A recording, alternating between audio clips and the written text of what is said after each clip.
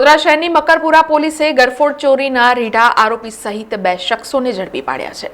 વડોદરા શહેરની મકરપુરા પોલીસને મળેલ બાતમીના આધારે ચોરીના સોના ચાંદીના દાગીના સાથે કર્માસિંહ દુધાણીને ઝડપી પાડ્યો હતો। આ મામલે વધુ તપાસ કરતા આરોપી કર્માસિંહ દુધાણીયાએ મકરપુરા પોલીસ સ્ટેશન હદ વિસ્તારના બંધ મકાનમાંથી આ સોના ચાંદીના દાગીનાની ચોરી કરી હોવાનું સામે આવ્યું હતું।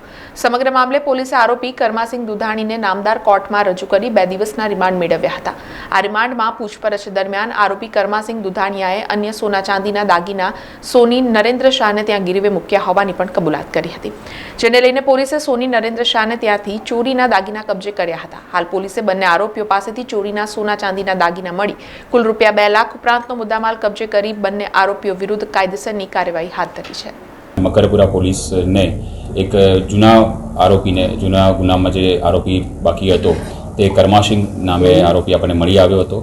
તેની પૂછપરછ કરવામાં આવી અને તેની પૂછપરછ કરતા અને તેની તપાસ લેતા તેની પાસેથી 2,27,000 જેટલો મુદ્દામાલ મળી આવ્યો છે, જેમાં આપણે આ મકરપુરામાં 2024માં દાખલ થયેલા 2 ગુનાનું ડિટેક્શન થયું છે। તેની પૂછપરછ કરતાં તેના રિમાન્ડ માંગવામાં આવ્યા હતા અને તેના રિમાન્ડમાં તેની જ્યારે વધારે પૂછપરછ કરવામાં આવી તો તેણે પોતાનો જે ચોરી કરેલો મુદ્દામાલ હતો તેને એક નરેન્દ્ર શાહ કરીને સોની છે તેમને વેચેલો હતો અને તેમની પણ પૂછપરછ કરવામાં આવી અને તેમની જ્યારે તપાસ કરવામાં આવી ત્યારે તેમની પાસેથી અન્ય 19 સોના ચાંદીના દાગીના મળી આવ્યા છે, જેની કિંમત 9,75,000 આસપાસની થાય છે। આજે કર્માસિંહ સિકલીગર છે તેનો ભાઈ ચંદનસિંહ અને એનો મિત્ર ગોવિંદસિંહ એમ 3 જણની ટોળકી છે જે અન્ય અલગ અલગ જગ્યાએ રાત્રિના સમયે ગરફોડ કરે છે।